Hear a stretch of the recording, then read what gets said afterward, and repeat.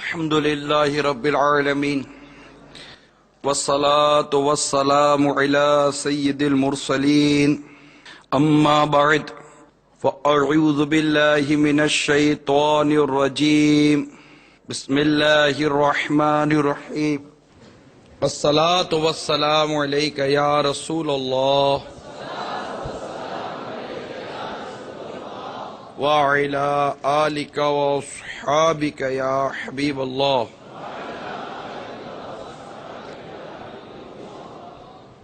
الصلاة والسلام عليك يا نبي الله وعلى آلك وأصحابك يا نور الله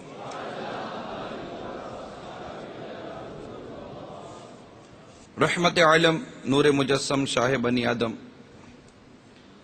رسول محتشم صلی اللہ تعالی علیہ وآلہ وسلم کا فرمان عالی شان ہے، جو کہ مجھ پر ایک مرتبہ درود پاک پڑھتا ہے اللہ تعالی اس پر 10 رحمتیں نازل فرماتا ہے۔ صلو علی الحبیب صلی اللہ تعالی علی محمد وعلی آلہ وصحبہ وبارک وسلم۔ پیارے پیارے اسلامی بھائیوں اور مختلف مقامات پر پردے کی حالت میں سننے والی اسلامی بہنوں اور مدنی چینل کے ناظرین، ہر اتوار کو ظہر کے بعد اسلامی بہنوں کا ہفتہ وار اجتماع منعقد ہوتا ہے۔ چونکہ یہ بیان اسلامی بہنوں میں کیا جا رہا ہے تو اسی ضمن میں عورت تو کیسا ہونا چاہیے یہ ایک موضوع بنا۔ اب اس میں مختلف اس کی تقسیم کی جائے گی کہ عورت میں، کیونکہ عورت کے کئی دور ہیں۔ یہی عورت جب پیدا ہوئی تو بیٹی تھی، سب سے پہلے جو اس کا دور تھا وہ بیٹی کا تھا۔ اچھا، بیٹی میں بھی ہو تو پھر عورت بطور بیٹی اگر نابالغ ہے، شیرخواری کی عمر ہے، اس کی زندگی کے متعلق جو بیان ہوگا وہ مختلف ہوگا۔ جب وہ سن بلوغ کو پاتی ہے، بالغ ہو جاتی ہے، احکام شریعت اس پر لاگو ہوتے ہیں، تو اب اس کے متعلق بیان اور اس کی احتیاطیں اور اس کے متعلق جو احکام ہوں گے وہ تبدیل ہو جائے گا۔ اسی طرح جب یہ عورت آگے جا کے بیوی بنے گی تو سب سے میجر چینج جو اس عورت میں، اس کی زندگی میں آتا ہے وہ ہے اس کی شادی۔ سب سے میجر چینج ہے۔ تو عرض کرنے کا مقصد یہ تھا مجھے پردے میں رہ کر سننے والی اسلامی بہنوں کہ بیوی کو کیسا ہونا چاہیے، یہ میرا پہلا موضوع ہے۔ لہذا چند مدنی پھول لے کر حاضر ہوا ہوں۔ اللہ تبارک و تعالی ہمیں توجہ کے ساتھ سننے اور سمجھنے کی توفیق عطا فرمائے۔ اب تفصیل بہت زیادہ ہے، یقیناً وقت انتہائی کم ہے۔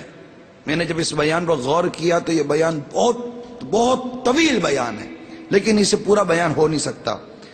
کوشش کروں گا کسی حد تک اس کو کمپریس کر کے، مینیج کر کے بیان کرنے کی کوشش کروں، تاکہ میری پردے میں رہ کر سننے والی جو اسلامی بہنیں ہیں، گھروں میں بیٹھ کر مدنی چینل پر جو اسلامی بہنیں دیکھ رہی ہیں، انہیں اس بات کا احساس پیدا ہو اور وہ اپنے گھر کو امن کا گہوارہ بنانے میں ایک اہم کردار ادا کریں کہ مرد کو اللہ تعالیٰ نے حاکم بنایا ہے، عورت کو اللہ تعالیٰ نے محکوم بنایا ہے۔ یہ رب کا فیصلہ ہے، اس سے ہر مسلمان کو ماننا ہے۔ خلاص، کوئی کلام ہی نہیں ہے اس کے اوپر، کوئی کمنٹس ہی نہیں ہے اس کے اوپر۔ خلاص، رب نے فرما دیا کہ مرد حاکم ہے، الرجال قوامون علی النساء، مرد عورتوں کے افسر ہیں، عورت محکوم ہے، اس کو حکم ماننا ہے۔ مرد کو حاکم بنایا، اس کو ایک منتظم بنایا، اس کو ناظم بنایا، اس کو افسر بنایا، اس کو لیڈر آف دا ہاؤس بنا دیا۔ ہوتا ہے نا، ایک تو کوئی تو ہوگا نا، مطلب گھر کا نظام چلانا ہے۔ یہ گھر کیا، یہ ایک ادارہ ہے، گھر ایک ادارہ ہے، ایک مطلب ایک شعبہ ہے، اس کا کوئی نہ کوئی تو ناظم تو ہوگا نا۔ اسٹڈی سینٹر میں جاتے تو ایک ناظم بیٹھا ہوتا ہے، مدرسے میں جاؤ تو ناظم بیٹھا ہوا ہوتا ہے، کہیں بھی جاؤ تو ایک ناظم ہوتا ہے، سپروائزر ہوتا ہے۔ دنیا زندگی میں اسکول مدرسے پڑھے آپ کو پتہ نہیں کہ ایک اسکول کے اندر ایک مانیٹر ہوتا ہے، پھر ٹیچر ہوتا ہے، ٹیچر کے اندر ایک ہیڈ ماسٹر ہوتا ہے، دنیا میں کون سا نظام ہے جہاں کوئی نہ کوئی منتظم نہ ہو، ایک اتھارٹی نہ ہو کہ جس کی طرف مطلب جو نظام کو سنبھالے گا۔ پھر اللہ تعالیٰ نے اگر مرد کو حاکم بنایا ہے تو اسے عورت کے مقابلے میں زیادہ صلاحیتیں دی ہیں، سوچنے کی، سمجھنے کی، قوت برداشت، اور اس کے علاوہ اور بھی کئی چیزیں جو مرد کے لیے ایزی ہے عورت کے لیے ایزی نہیں۔ عورت کے لیے پھر ماں بننے کی اور بھی 10 قسم کے اس کے ایسے آزار، ایسے عذر اور ایسے مجبوریاں اور اس طرح کے معاملات ہیں کہ نیور پاسبل نہیں ہے کہ وہ مرد کی طرح ایک اس طرح کمپلیٹ لائف میں آ سکے۔ نادان ہے یہ دنیا کے وہ لوگ جو عورت کو مرد کے ساتھ کمپیئر کر کے عورت کو فرنٹ پہ لاتے ہیں۔ عورت فزیکلی طور پر ہی اس قابل نہیں ہے کہ وہ اس طرح کمپلیٹلی معاشرے میں آ کر ایسا رول پلے کر سکے جیسا مرد پلے کرتا ہے۔ پاسبل ہی نہیں ہے نا۔ ماں بنے گی، کیا کرے گی؟ یہ بچے سنبھالے گی یا یہ ساری دنیا بھر کے سارے جھنجھیلے پالے گی؟ حضرت فرماتے ہیں کہ 3 سال قید مشقت کی طرح ہے یہ عورت، حمل سے دودھ پلانے تک۔ تو اس کے ایک زندگی کا ایک نیچر ہی چینج ہے، زندگی کا نیچر چینج ہے عورت کی، مرد کا نیچر چینج ہے۔ مرد کی پریکٹس، مرد کی جو وہ جو ذمہ داری ہے وہ چینج ہے، عورت کی ذمہ داری چینج ہے۔ اس کو بنیادی طور پر سمجھیے تاکہ میں جو بیان کرنے جا رہا ہوں اس کا سمجھنا آسان ہو جائے گا۔ یہ سمجھے میں شروع کا مقدمہ بیان کر رہا ہوں، کیونکہ جو حقوق آئیں گے وہ 10 قسم کے سوالات پیدا کرتے ہیں۔ جو مدنی پھول آئیں گے 10 قسم کے سوال، یار یہ کیوں، یہ کیوں ہمارے لیے ہے ہی نہیں۔ ہمارے لیے تو ہے لبیک، ہم مسلمان ہیں، ہمارے لیے کیا ہے؟ مسلمان کے لیے کیا ہے؟ لبیک۔ ہم جس شریعت کے، جس قرآن کے، جس حدیث کے، جس اسلام کے ماننے والے ہیں، جو ایمان لائے ہیں، ہمارے لیے کیا ہے؟ لبیک، میں حاضر ہوں، میرے لیے جو حکم ارشاد ہو، لبیک۔ ورنہ اگر بے باکی ہے، ضرورت ہے، کلام کرنا ہے تو پھر جاؤ اس دور کو یاد کرو جب تم عورتوں کا کوئی پرسان حال نہیں تھا، کوئی پرسان حال نہیں تھا۔ اس عورت کو مقام دیا ہی اسلام نے، بس۔ اس سے پہلے عورت کا کوئی مقام نہیں تھا، نیور پاسبل نہیں ہے۔ عورت کا کوئی مقام نہیں تھا، کوئی اوقات نہیں تھی، کوئی عزت نہیں تھی، کوئی عزت نہیں تھی۔ اس کی کوڑے کا ڈھیر بنا کر رکھا ہوا تھا اس قوموں نے، اس کو کوئی عزت نہیں تھی۔ ارے باپ مرتا تھا، بیٹا ماں پر قبضہ کر لیتا تھا۔ یار کیا عزت تھی اس کی؟ کیا بہن کی عزت تھی؟ کیا بیٹی کی عزت تھی؟ زندہ دفن کرتے تھے زمین کے اندر۔ بھول گئی عورتوں؟ تمہیں اسلام نے بچایا ہے، تمہیں اسلام نے مقام دیا ہے، وراثت میں اسلام نے تمہارا حصہ دیا ہے، اسلام نے تمہاری گواہیوں کی بنیاد رکھی ہے، اسلام نے تمہارے حقوق رکھے ہیں، اسلام نے کہا ہے کہ ماں یہ ہے، بہن یہ ہے، بیوی یہ ہے، بیٹی یہ ہے۔ تمہیں اسلام نے بچایا ہے، تمہیں اسلام نے بچایا ہے، تمہاری عزت کو، تمہاری زندگی کو، تمہاری عفت کو، تمہارے نام کو، تمہارے مقام کو اسلام نے بچایا ہے۔ اس اسلام کے نام پر اپنی نفس، اپنی خواہشات اور اپنی سوچوں کو قربان کر دو، خلاص، دوسری کوئی بات ہی نہیں ہے۔ میرا اسلام میرا اسلام ہے، میرا دین ہے، الحمدللہ میرا اس پر ایمان ہے۔ اس سے بہتر دین نہیں، اس سے بہتر مذہب نہیں ہے اسلام۔ ان دین عند اللہ الاسلام۔ اتنی زیادہ بے باکی یار اس دور میں کہ مطلب اسلام نے جو عورتوں کے لیے جو ایک پرنسپلز بیان کیے، اصول بیان کیے، اس پر انگلی اٹھانا، اس پر کلام کرنا، ایسی تعلیم پر تف ہے، تھو ہے ایسی تعلیم کے اوپر، تھو ایسی تعلیم کے اوپر، ایسی سوچ کے اوپر، ایسے خیالات کے اوپر تھو ہے۔ جو اسلام پر اٹھے، اس کے اعتراض پر اٹھے، وہ بھی مسلمان کہلانے والا، ایمان لانے والا، قرآن کی ایک ایک آیت پر ایمان لانے والا، حدیث پر ایمان لانے والا، وہ اعتراض کرے تو اعتراض نہیں ہے۔ یہاں کیا ہے؟ لبیک۔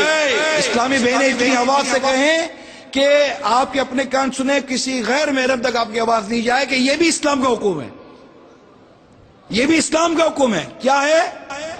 لبیک۔ تم اپنی آواز کو غیر محرم سے بچاؤ، اسلام کی تعلیم پر عمل کرتے ہوئے۔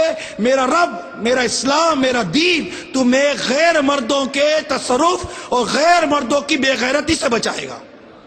تم خود کو بچاؤ تو صحیح، تم خود کو اسلام کے دامن میں دو تو صحیح۔ ایک مرتبہ اسلام کے دامن میں تم چپ تو جاؤ، اسلام تمہیں اوباش نظروں سے بچائے گا، تمہاری اسلام حفاظت کرے گا۔ تم ہی اسلام کے جو حفاظت کی چادر ہے اس کو پھاڑ کر جب تم ہی بازار میں آؤ گی پھر کہتی ہو کہ جناب یہ ہو گیا وہ ہو گیا. اسلام نے تمہیں اپنی چادر میں چھپایا ہے, اپنے احکام کی چادر میں چھپایا ہے, اس کی چادر میں چھپی رہو, اسلام تمہیں بچا کر لے جائے گا.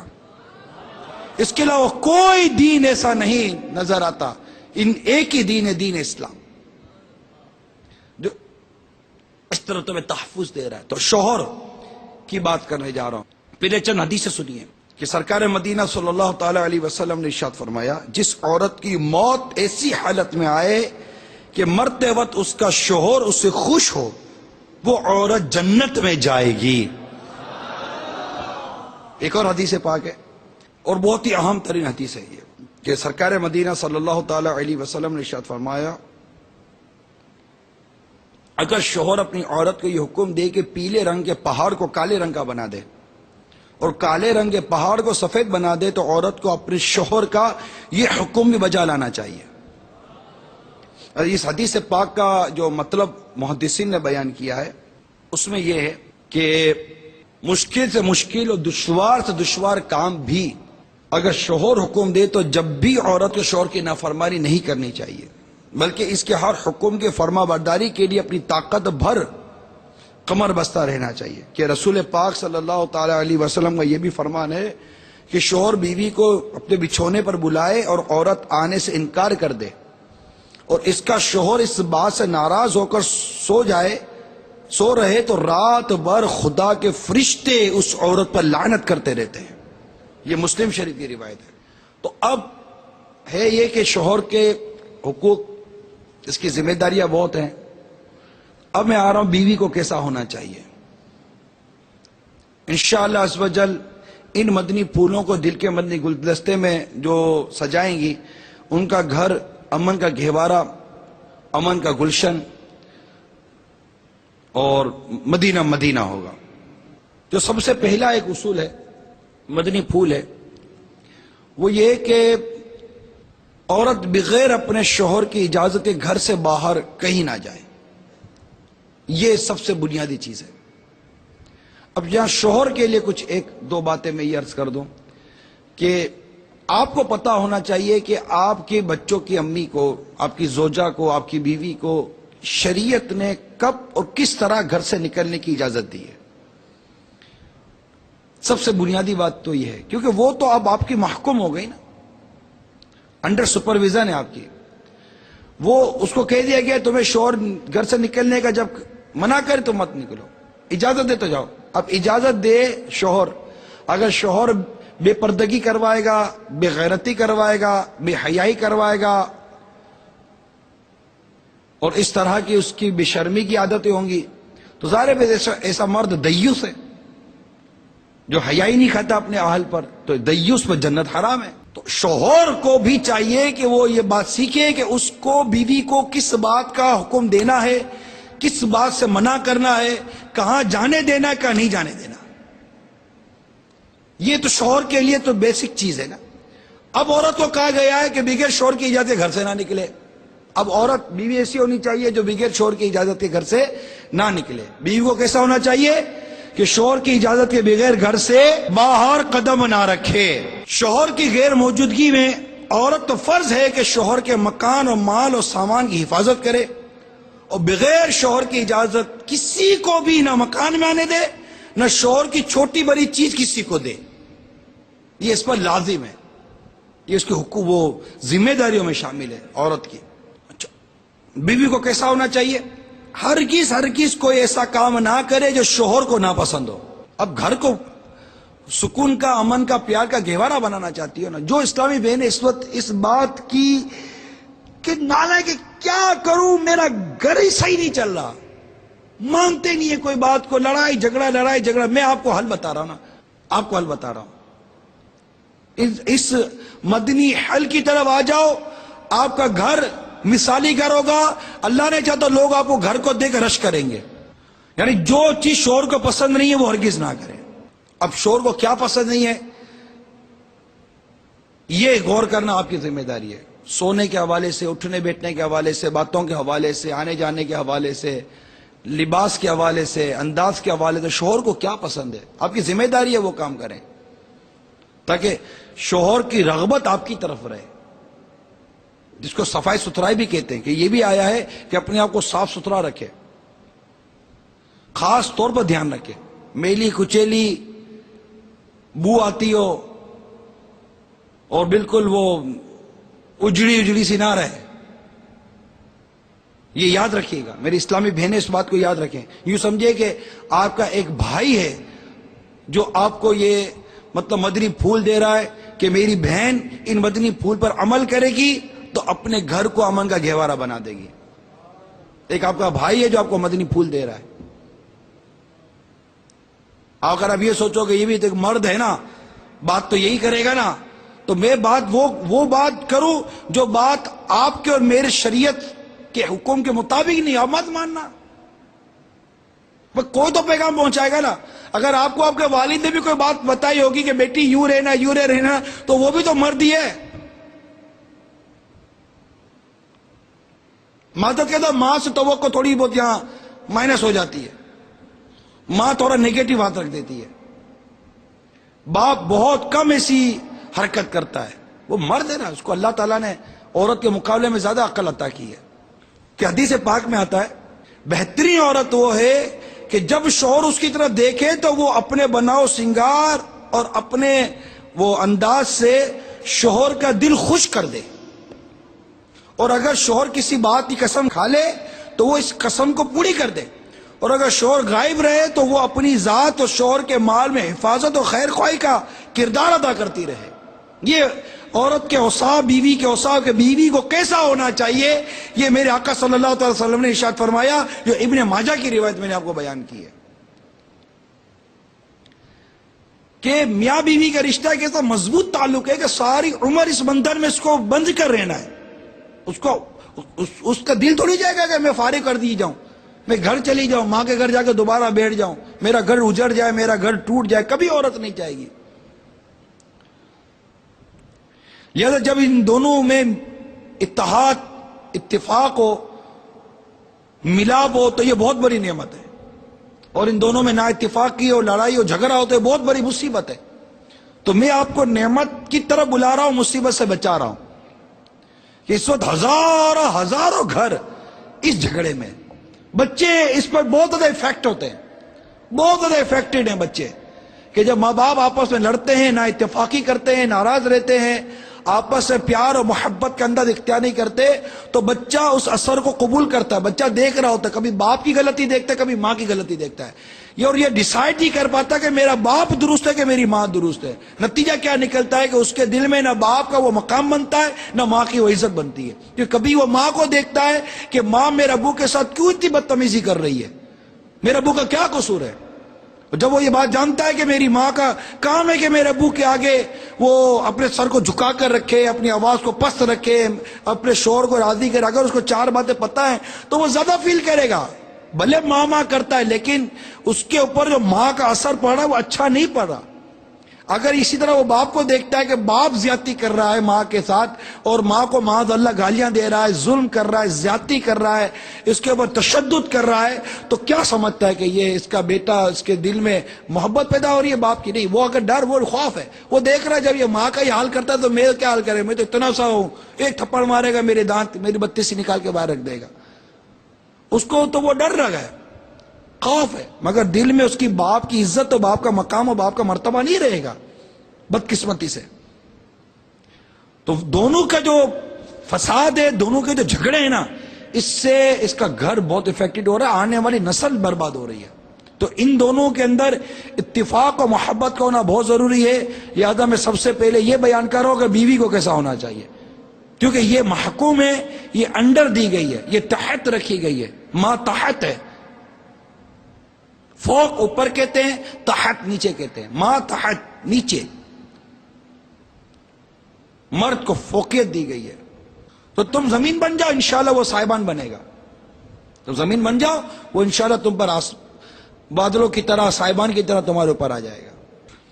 اسی طرح بیوی کو چاہیے کہ شوہر کے گھر میں قدم رکھتے ہی اپنے اوپر یہ لازم کر لے کہ وہ ہر وقت اور حال میں اپنے شوہر کا دل اپنے ہاتھ میں لیے رہے، اس کے اشاروں پر چلتی رہے، اپنے شوہر کے مزاج کو پہچانے، جیسا میں پہلے بیان کیا، کہ اس کو پسند کیا ہے، اس کا ذوق کیا ہے، اس کا شوق کیا ہے، اس کے مطابق وہ اپنی زندگی کو ڈھالے۔ اسی طرح کبھی بھی اپنے شوہر کو جلی کٹی باتیں نہ سنائیں، کبھی اس کے سامنے غصے میں چلا چلا کر بولے نہیں، اس کی باتوں کو کڑوا تیکھا جواب کبھی بھی نہ دے، نہ کبھی تانا مارے اپنے شوہر کو، نہ کبھی کوسنے دے، نہ کبھی عیب لگائے، نہ اس کے خاندان میں، نہ اس کی ماں میں، نہ شوہر کے باپ میں، نہ اس کے بھائی بہن میں کوئی ایسی برائی نکالے، نہ کوئی ایسے مزاج سے یا ایسے چیچڑے پن سے یہ بات کرے کہ جس سے کہ مطلب اس کے شوہر کو لگے کہ یار کیا یہ مطلب کہ یہ کیا کر رہی ہے۔ یعنی یہ بعض عورتیں ہوتی ہیں، مصیبت آ گئی، پتہ نہیں میرے باپ نے کس الو کے پلے باندھ دیا، خدا کا خوف کرو تم اپنے شوہر کو الو بولتی ہو۔ تو یہ تو ترس آپ کے والد کے اوپر ہے کہ اس کو پہچان نہیں تھی کہ انسان کون ہے، الو کون ہے۔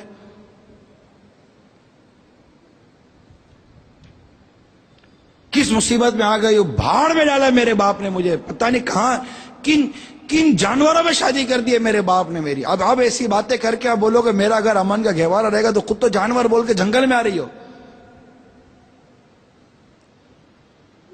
پھر وہاں جنگل کا قانون چلتا ہے تو کہتی ہو کہ مجھ پر ظلم ہو رہا ہے۔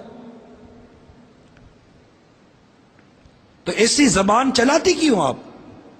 کفر مدینہ، کفر مدینہ، کفر مدینہ، انشاءاللہ۔ اب آپ کرو شوہر کی غیبت، آپ کرو اس کی بہن کی غیبت، آپ کرو اس کی ماں کی غیبت، آپ کرو اس کے بھائی کی غیبت، وہ آئے تو کرو بچوں کی غیبت، آئے تو کرے پڑوسیوں کی غیبت، آئے تو کرے اس کے مطلب کہ رشتہ داروں کی غیبت۔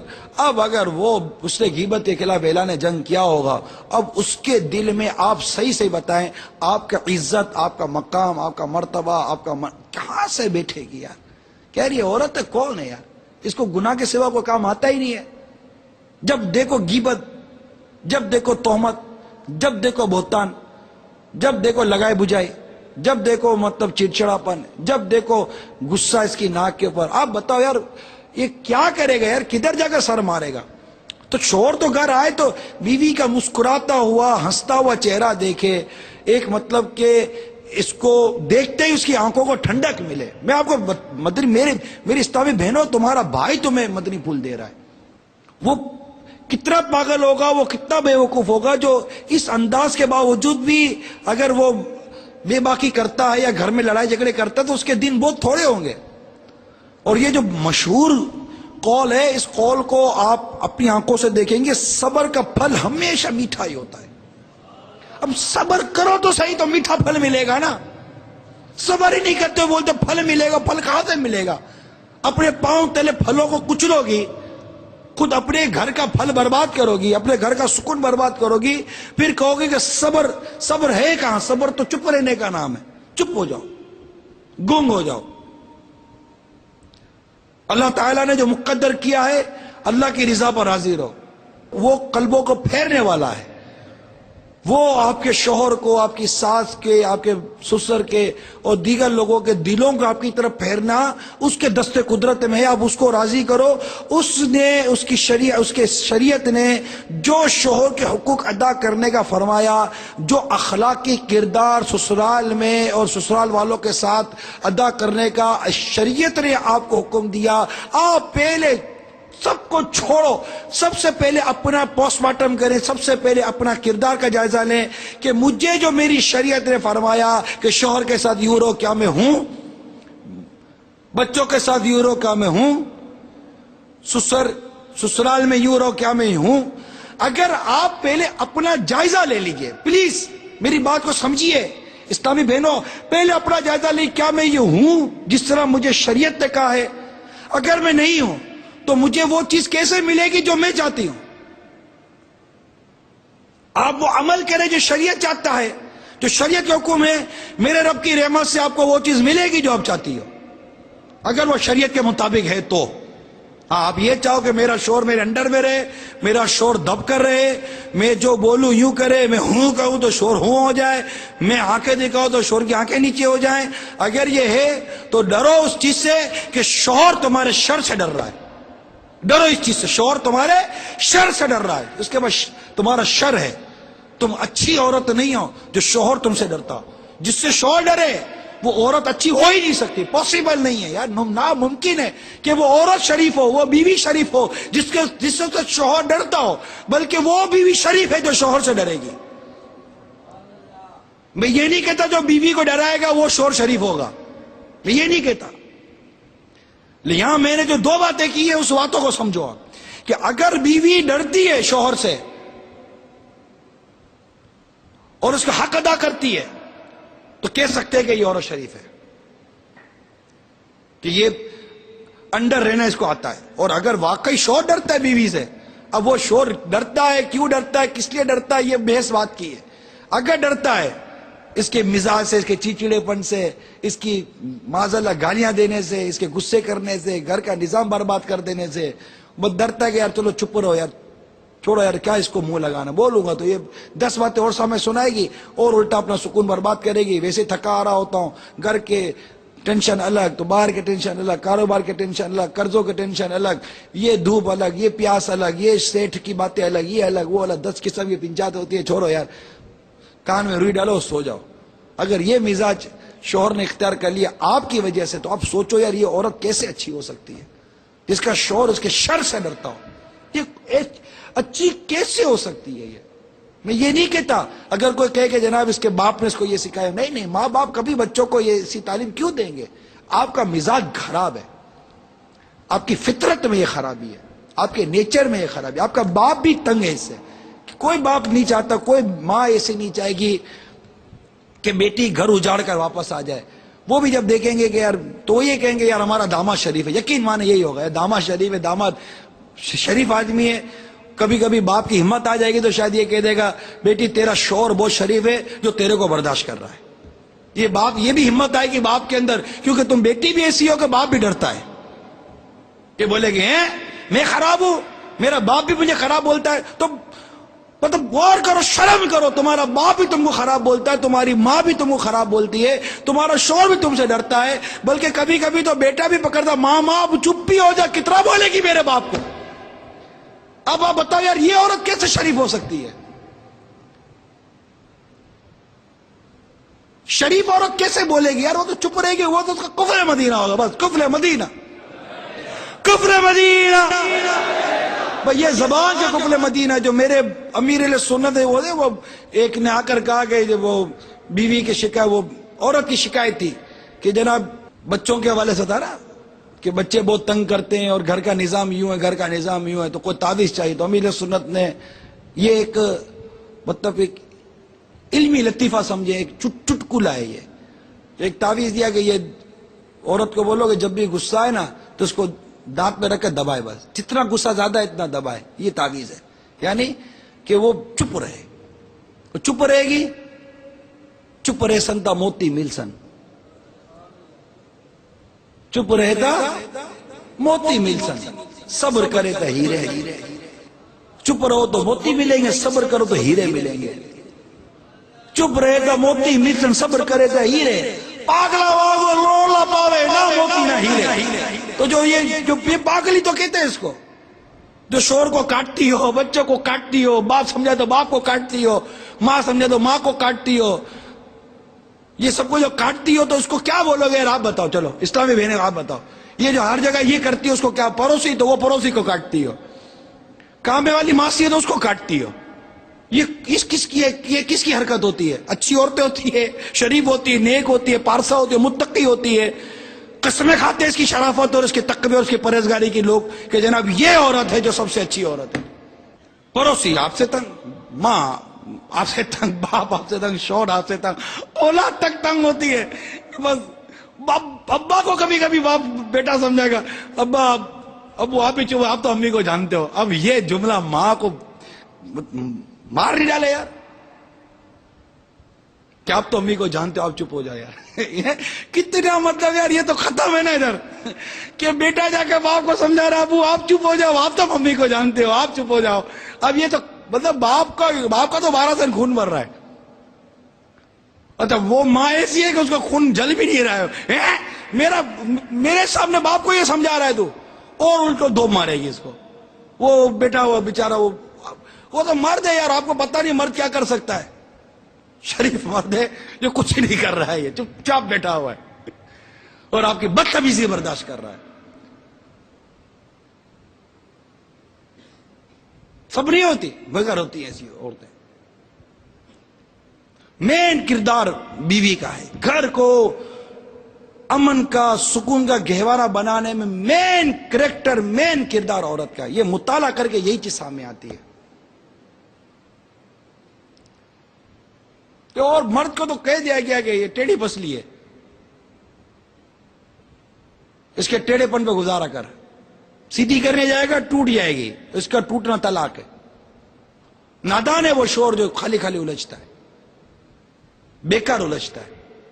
ہاں جہاں شریعت تو اس کو جو تاکیدات کی ہے وہ اس پر عمل کرے. البتہ جلی کٹی نہ سنائے، تانے نہ دے، طنز و تنقید نہ کرے، نہ اس کی شکل میں، نہ اس کی صورت میں، نہ اس کی سیرت میں. اگر سمجھانے کی کہیں شریعت کی بات سمجھانے کی بھی وقت آئے تو انتہائی نرمی کے ساتھ، محبت کے ساتھ، پیار کے ساتھ، ادب اور احترام کے ساتھ، یہ جانتے ہوئے کہ میرا شوہر ہے، مجھے میرے رب نے اس کے ماتحت کیا ہے، آپ کو کسی اور نے نہیں کیا اس کے ماتحت. آپ رب کے حکم کو بھی بسے پشت ڈال دیتی ہیں. رب نے اس کے ماتحت کیا. یار کسی دنیا کی طاقت نے آپ کو اس کے ماتحت نہیں کیا، کسی ملک کی قانون نے آپ کو اس کے ماتحت نہیں کیا، کسی ملک کی کانسٹیٹیوشن نے آپ کو اس کو ماتحت نہیں کیا. کانسٹیٹیوشن آف اسلام یہ کہتا ہے کہ آپ انڈر سپرویژن ہسبینڈ ہیں.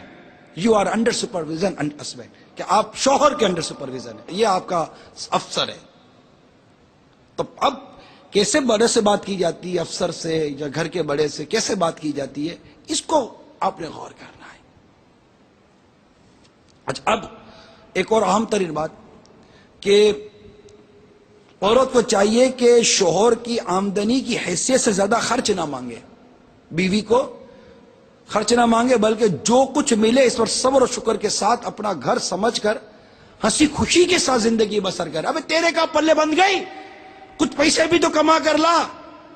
زیور کے خرچے آپ منہ پھاڑو، میک اپ کے خرچوں پر آپ منہ پھاڑو، بیوٹی پارلر خرچوں پر آپ منہ پھاڑو، کہیں شادی پڑوس میں، کہیں شادی خاندان میں، کہیں شادی رشتہ دار میں، تو اس کے لیے ہر دفعہ نئے کپڑے پر آپ منہ پھاڑو. آج سردی کی لونیں آئی ہیں تو وہ سردی کی لونیں چاہیے، تو گرمی کی ہے تو گرمی کی لونیں چاہیے.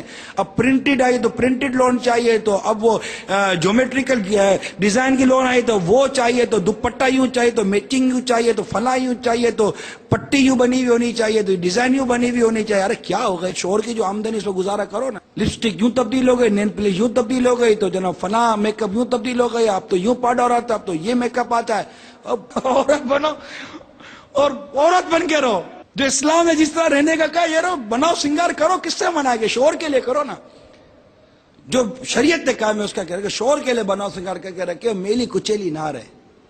تو شوہر کے لیے بناؤ سنگار ہے نا، شوہر کے لیے بننا سنورنا ہے. اور یہاں شوہر کے علاوہ سب کے لیے بننا سنورنا ہے. شوہر کے لیے بننا سنورنا ہے، اس کے لیے کیا بنوں گے سنورو گے، یہ تو شوہر ہے. اس کے لیے کیا بننا سنورنا ہے، اس کے لیے بننا سنورنا تو شادی کے دن بن سنور کر آ گئی تھی، ختم ہو گئی بات. اس کے لیے کو بننا سنورنا ہوتا ہے، شوہر کے لیے ہی بننا سنورنا ہے. اس کے علاوہ کے لیے بننا سنورنا کیسا؟ اسی کے لیے تو بناؤ سنگار ہے، اسی کو تو اچھا لگانا ہے، باقی تو پردہ کرنا ہے، باقی آگے لو پردہ کرنا ہے، اسی کے آگے بننا سنورنا ہے. موٹی سی بات اتنی سمجھ میں نہیں آتی میری اسلامی بہنوں کو یہ بات. تو ایسی فرمائش ہرگز نہ کرے جس پر وہ تکلیف میں آ جائے، اس کو سود لینا پڑے، اس کو رشوت دینی پڑے، اس کو چوری کرنی پڑے، اس کو ڈاکہ ڈالنا پڑے، اس کو بدعنوانی کرنی پڑے، اس کو ظلم کرنا پڑے. بیوی بچوں کا پیٹ پالنے کے لیے نہیں، پیٹ پالنے کے لیے یہ نہیں کرنا پڑتا معذرت کے ساتھ، یہ خواہشیں پوری کرنے کے لیے کرنا پڑتا ہے. پیٹ تو جتنی چیزیں بھر جاتا ہے نا، وہ اللہ کی رحمت ہے، سب کو مل ہی رہا ہے، اللہ کی رحمت ہے. زمین پر رہنے والا کوئی جاندار ایسا نہیں جس کا رزق اللہ کے ذمہ کرم پر نہ ہو. ہمیں تو تباہ برباد کیا ہماری بیجا خواہشوں نے. بلکہ ہمارے بزرگوں نے لکھا کہ بہترین طریقہ یہ ہے کہ عورت شوہر سے کسی چیز کی فرمائش ہی نہ کرے، کیونکہ بار بار کی فرمائشوں سے عورت کا وزن شوہر کی نگاہ میں گھٹ جاتا ہے.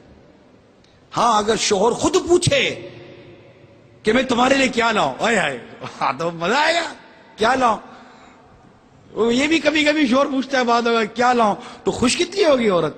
وہ بار بار عورت ہی کہتی رہی یہ لے کر آ جاؤ, یہ لے کر آ جاؤ. کہاں آیا, پھنس گیا یار.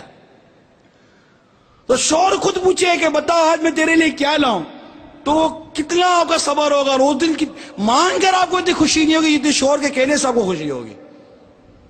کہ جب آپ کو شوہر کہے گا کہ بتاؤ میں کیا لاؤں, تو اب آج آیا ہے ہاتھ میں, آج پوچھا کیا لاؤں, یہ لے کر آ جاؤ, یہ بھی لے کر آ جاؤ, یہ بھی لے کر آ جاؤ. تو بس وہ کہے گا میں تو مزاق کر رہا تھا. کیا بولے گا یہ؟ تو اس میں بھی ہمارے بزرگوں نے ہماری رہنمائی کی ہے کہ اگر شوہر پوچھ بھی رہے نا کیا لاؤں, تب بھی فرمائش شوہر کی حیثیت کے, اس کے مالی پوزیشن کے مطابق کرے. اور اگر وہ کوئی لے آتا ہے, اب اس کو پسند دلائے کہ ہاں آپ جو لائے نا مجھے پسند آیا. کوئی ایسی ترکیب کرے, اتنے برسوں میں ایک بار پوچھا لائے تو یہ کیا لے کر آ گئے, آپ سے تو مہنگا نہیں بیکار ہے. ارے وہ اب انتظار کرو زندگی بھر کے, کبھی پوچھے گا, کبھی بھول کھائے گا یہ آپ سے پوچھنے کی. خدا کا خوف کرو یار, بیوی یا بیوی بن کے رہو یار, اللہ کی پناہ. یہ ہوا تو ٹھیک ہے, فرمائشوں پر پابندی. پابندی سے مراد یہ کہ اپنے شوہر کی پوزیشن کے مطابق. واقعی بزرگ نے جو فرمایا نا, میں آپ کو صحیح عرض کر رہا ہوں, بہت خوبصورت مدنی پھول ہے. فرمائش کرنا بند کر دیں. یعنی یہ ترس ہے. بعض بیویاں ترستی ہیں کہ شوہر فرمائش کرے کہ آج کیا کھانا ہے, اور کبھی اگر شوہر کہہ دے نا کہ آج یہ پکا کر کھلاؤ, جان مار دے گی وہ پکا کر کھلائے گی. اور بار بار مانگتا رہے تو یہ کھلاؤ یہ کھلاؤ, تو وہ بولے کہ ہوٹل ہی کھول لو آپ. تو یہ بار بار کا کہنا, بار بار کی فرمائشیں, پھر بار بار کا سمجھانا, یہ بار بار جو چیز ہوتی ہے نا یہ آدمی کو اکتا دیتی ہے. کبھی کبھی ہونا چاہیے. بہت پیارا مدنی پھول ایک اور آیا کہ اگر شوہر کو عورت کی کسی بات پر غصہ آ جائے تو عورت کو لازم ہے کہ اس وقت خاموش ہو جائے. جب شوہر کو غصہ, خاموش ہو جائے, وہ سامنے نہ بولے. یہاں تک کتابوں میں لکھا ہے کہ اگر قصور شوہر ہی کا ہے, بیوی کو کوئی قصور نہیں ہے, شوہر ہی کا قصور ہے نا, تب بھی بیوی کا یہ کام ہے, اس کے اخلاق کی اس کی ذمہ داری ہے کہ بیوی کا یہ کام ہے کہ اپنے ناراض اور غصے میں آئے ہوئے شوہر کو منائے. اس وقت تو چپ ہو جائے, کچھ نہ بولے. ہو سکے تو تھوڑی الگ ہو جائے کہ غصہ آ گیا, اللہ نہ کرے کوئی 19-20 ہو گیا تو چپ ہو جائے, سامنے نہ بولے. غصے میں, غصہ عقل پہ جب غالب آ جاتا ہے نا تو انسان وہ کام کر جاتا ہے کہ بعد میں ندامت ہوتی ہے. پھر عورت بھی پچھتائے گی, شوہر بھی پچھتائے گا بعد میں. پھر پچھتانے کا کوئی فائدہ نہیں ہوتا. پھر یا تو ہمیشہ کی علیحدگی ہے یا پھر گناہ بڑا سلسلہ بھی ہو جاتا ہے. اس لیے نادانی نہیں کرنی چاہیے. جب بھی شوہر کو غصہ آ جائے بیوی کو چپ سادھ لینی چاہیے. چپ سادھ کر ایک طرف ہو جائے, کمرے میں چلی جائے, چپ جائے, جب جہاں تک کہ اس کا غصہ ٹھنڈا ہونے لگے اور منائے. تو غصے میں آئے نا تو وہ چپ ہو جائے اور پھر منائے. یہ نہیں میرا کوئی قصور ہے, میں کیوں مناؤں. ارے بھائی آپ کو قصور ہوتا اور اگر آپ مناتی تو کیا کمال کرتی. موٹی سی بات کر رہا ہوں, آپ کا قصور ہے, میں بولتا ہوں معافی مانگو. آپ یہ بولو میرا قصور ہے کہ میں معافی مانگو. بھائی آپ کا قصور ہوتا تو معافی مانگ کر کیا کمال کر لیتی. جس کا قصور ہے وہ معافی مانگ کر کیا کمال کر, اس کا کام ہے معافی مانگے, پاؤں پڑے. جس کا قصور ہے, کمال کیا ہے؟ کمال یہ کہ میرا قصور نہیں ہے پھر بھی میں معافی مانگ رہا ہوں. کمال کی طرف آؤ نا. وہ تو آپ کی ذمہ داری تھی کہ معافی مانگتے, آپ پر لازم تھا کہ معافی مانگتے کہ آپ نے اس کا دل دکھایا, آپ نے اس کی دل آزاری کی, آپ نے اس کی نافرمانی کی ہے. کمال تو یہ ہے کہ نہ میں نے نافرمانی کی, نہ میں نے دل آزاری کی, بلکہ میں نے یہ احساس کیا کہ آخر اس کو غصہ آ گیا, آخر اس کو غلط لگ گیا, خراب لگ گیا, جو بھی ہے میرا کوئی قصور نہیں ہے. میں اللہ کی رضا کے لیے میں سے معافی مانگ رہی ہوں تاکہ میرا رب مجھ سے راضی ہو جائے. رب کو راضی کرنے کے لیے شوہر کو راضی کرو, تمہارا رب بھی راضی ہوگا, تمہارا شوہر بھی راضی ہو جائے گا. رب کو راضی کرو کہ میرے رب کی کس میں رضا ہے, شوہر کی کس اطاعت, کس فرما برداری میں میرے رب کی رضا ہے. اللہ تبارک و تعالیٰ کی رضا، اسلام کے احکامات کی پابندی، پیارے مصطفیٰ صلی اللہ تعالیٰ علیہ وسلم کے احکامات کی پابندی پر میری اسلامی بہنوں اپنی نظریں گار دو۔